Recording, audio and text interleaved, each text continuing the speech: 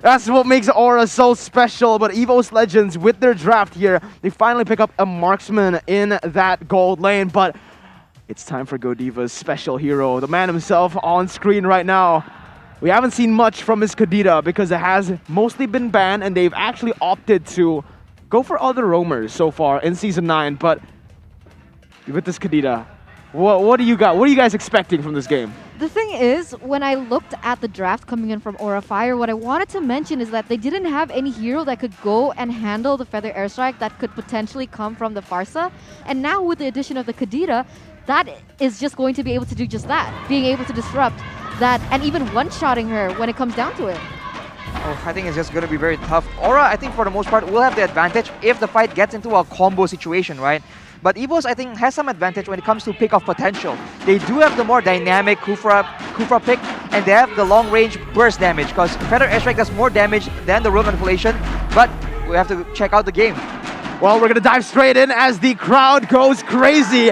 Game number 2, Aura Fire will try to burn EVOS Legends, and EVOS will try to survive and push it to a full 3-game series. I'm personally very excited to see this Godiva coming into play once again on the Kadita, and we'll see. Will it have the same impact like it used to have? I mean, for the moment, Rekt is getting punished for his usual, aggressive type of approach towards Aura Fire. And right now, I think they want to focus on making plays happen in the early game, because Lancelot, without the buffs, if you can stall the farming patterns, it's going to be so annoying for the Lancelot to try and catch up. So Aura Fire has that option with that aggressive Kadita pick. And EVOS Legends, though, they do have a lot more solutions if Aura Fire wants to go for those plays. So right now, they're just waiting around. I think once people start reaching level 3, level 4, that's where the plays will start happening, along with that first turtle fight.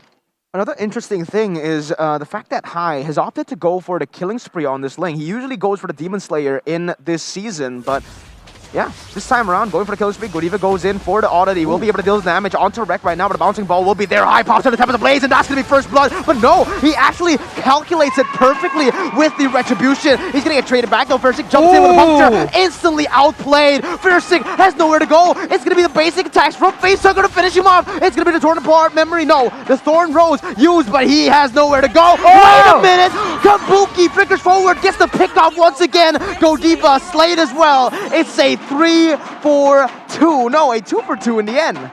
Yeah, Aura Fire, What they went just a little happened? too much in towards EVOS Legends. They were acting too aggressive, and instantly EVOS Legends were able to actually capitalize over that. That double kill that EVOS Legends was able to secure that easily is interesting, because now Aura Fire, they have to be careful when they want to be aggressive. EVOS Legends are on their comfort pick, so they are able to do those mini outplays that we just witnessed earlier. Yeah, but with first taken out, Fluffy now will try to pressure him away from his own purple buff. Yeah, Oral is just trying to make sure that they use this the Kadita pick as well as possible. But in that fight, Hyde doesn't get taken out. So now with the Room Manipulation, Luminar will be the target. Luminar trying to run away, but a flicker from Fluffy will be able to ensure that kill for Aura Fire. Now in the turtle, though, it's going to be another fight. Fursic unable to contest. Hyde jumps in. What the heck? Onto 2 members. Lancelot on the top side doing some damage, but it's going to be the Torn again. Rose going to be popped. Tempest of Blades, they're right there to finish Fursic off. He has nowhere to go, but the Tempest of Blades was not popped properly. Godiva now caught in the midst of it all. Will he be able to survive? Rekt pops in bouncing ball, but it's going to be the already almost taking Fursic down. A Thorn Rose once more to get him out. I mean, when it comes down to it... Or into the game, ladies and gentlemen. Game number 2. Aura Fire still with a 1k gold lead as Fluffy once again just dealing what he wants to do the most. 3 members here, and he's still able to survive, not getting a dish. Oh my god, what? Godita in the building! Exactly. That's what we've come to expect. Godiva being able to do those 1-for-1 pickoffs, and that's exactly what happened. And interestingly enough, Fluffy has actually opted for the Flicker instead of the Purify that we usually see Esmeralda bring. So even despite that, he hasn't been picked up. But wait a minute. Times Revenge and Rage, but Kabuki gets the I'm offended. It's going to be the Mirror's Passion pop though. Now High, jump to the backside, going to be able to pick up the Blaze, and he gets out! What is going on? Aura Fire completely outclassing EVOS. High still gets out! What?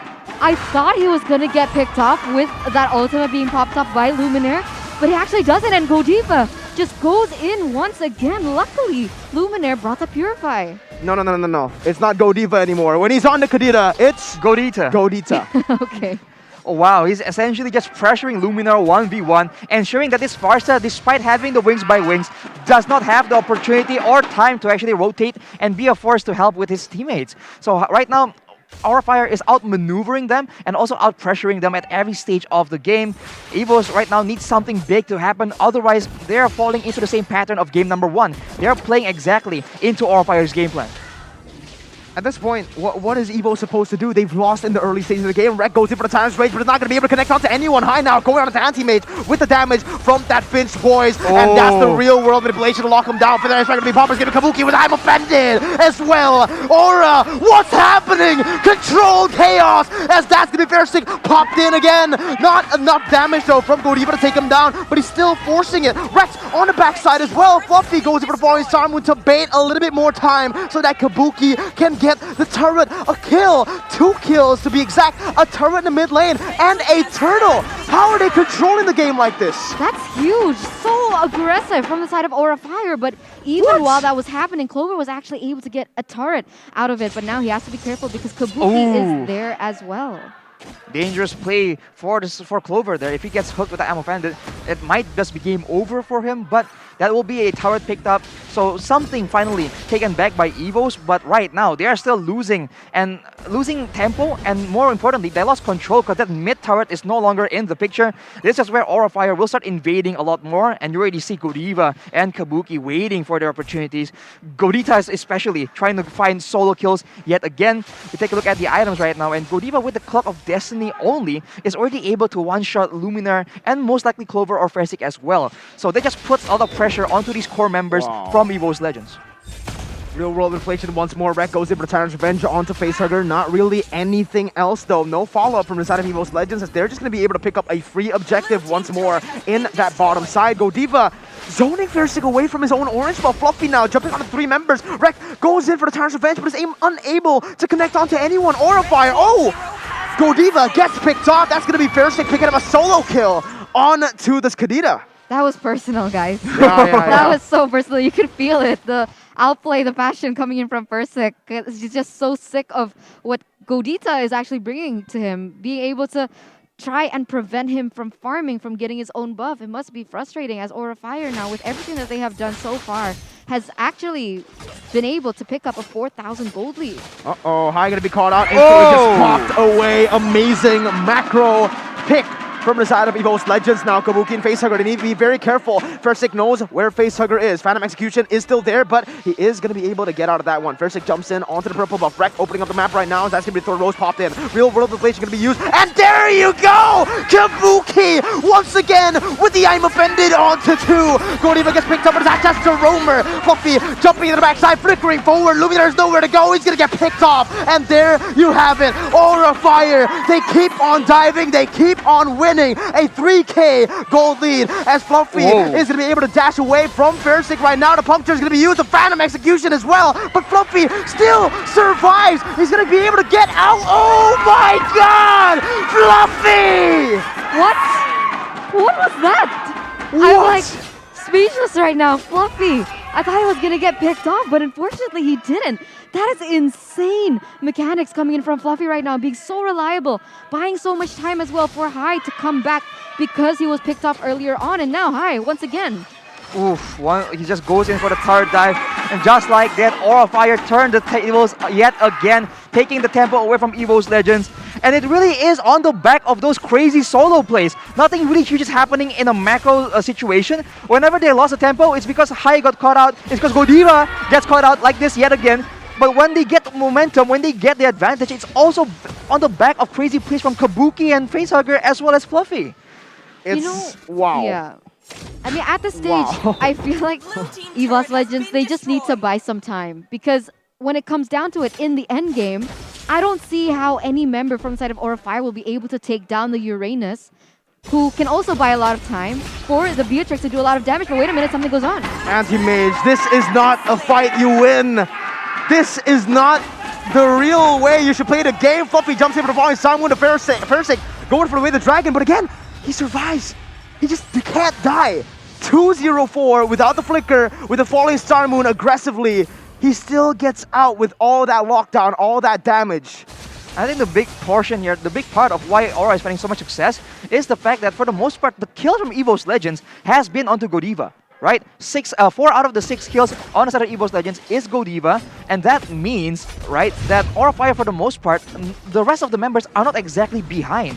When you compare that to EVOS Legends, the kills are onto Luminar, onto Clover, as you can see. So Fairsick will be the next target to get shut down, but I think with the control right now, the Lord will be taken by Aura Fire. Yeah, once again, Fluffy jumped in from Volley. Star Moon Rex now trying to look for a re-engage onto the fight. Kabuki instantly cancels away. That's gonna be Lord picked up high. Little bit of damage onto Luminar. There's nowhere to go. High picks up the kill, but no, Luminar's still able to get away, but High dashes away, and he dodges from the Tyrant's Revenge and Rage. Fluffy zoning away the other members. The Bureau's Passion does no damage. Aura with Lord and a pick. Wow.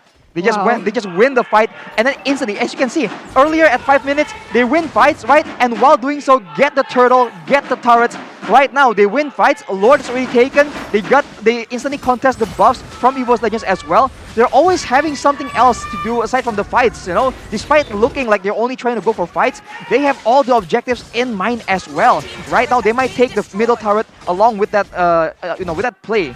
They will just get more turrets afterwards. I do think that Aura Fire really needs to end this, guys, because like you mentioned, when it comes to the 15-minute or above, it could actually be for EVOS. But look at that! Luminaire just gets completely obliterated. Fairsick trying to do the same to Facehugger, but an instant flicker comes in. Fairsick jumping away the puncture, but the damage will be enough to take Rex down with Anti-Mage as well. The Rough Waves, the Defiant Blade as well. Godiva jumping away with Oddity. Rex is going to be caught in the bad situation, but again, Aura Fire, they controlled chaos. They do, every single member is doing their own thing in these team fights. They're not acting as a single unit, but they're getting every single pick. It's huge, it's huge. None of the members from EVOS Legends can actually do or fulfill their initial job because of how Aura Fire plays.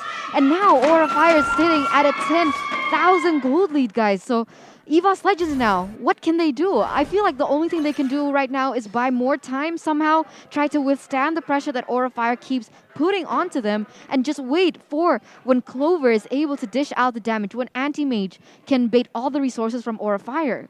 I think right now they can rely on the fact that, for the most part, okay, the pattern I'm noticing is that Aura Fire always jumps onto Luminar. He is 0 and 5 right now. He hasn't been able to play the game at all. In that fight earlier, knowing that he is the main high ground threat, they just jump on him. And that is something that we can come to expect right now from Aura Fire. It has happened like more than twice, I think. So if EVOS Legends use that as a trap, right, there is a chance for them to try and make something happen right now.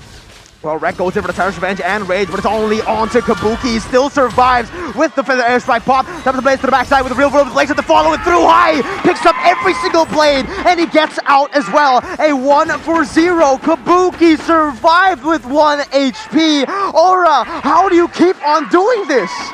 Once again, just one by one, members from the side of EVOS Legends get taken down. And that was even without Godiva. So imagine if that was a 5v5 situation, which was previously a 5v4 situation, and now EVOS Legends, they're trying to do what they can. They're trying to get some more gold for them. But at this stage, how is it going to work? Oh, it's just so difficult, and I don't get it. How does Aura keep getting away with this? Every time, single time. Kabuki, and Fluffy, every single member are just making plays with impunity, and they just don't get punished. Yeah. I'm not sure if I would say, like, I can say they're just too skillful, they're lucky. Is EVOS unlucky going up against them? But everyone keeps surviving with such a small sliver of HP. Yeah. It's ridiculous. How much luck can one team have? They've been doing this ever since Season 9 started. So, at this point, we gotta call it skill, man. Aura Fire trying to look for a fight. Anti-Mage now caught in a bad situation, still able to jump away. Phantom Execution for Fairsick. He's trying to look for the steal, but I don't think he's gonna be able to do it. Thorn Rose, and that's gonna be the Retribution. Taken down, but not by Fairsick. It's Kabuki. Clover will not be able to get a kill. What? Godiva! Oh my god. He lives with 1 again! At this point, what can you do to silence the dragons? Rex and Kabuki just recalling as Aura will be able to end the game a 2-0. What is a tiger to a dragon? What is a tiger to a dragon? That is definitely the question, because my god, they weren't tigers at all in that previous match. They looked more like cats. Whoa, already taunting here coming in from the audience, the supporters from Aura Fire. Is it feeling hot? That's what it says? Yeah, is it getting hot? Because Aura Fire is turning it up. My God, it's ridiculous. How do they get 1 away with it? It's 1 unfair. HP. It doesn't make sense. It's not fair, dude. How do you get away? 1 HP. Godiva, he got away and he still went back in. Did you see that? What the heck? Godiva, Kabuki, all these members. How? High did it first in this game. I think they did it 4 times in this game. You know what's crazy? What? Usually, the team that kites back and barely survives and then punishes the overextension, that is usually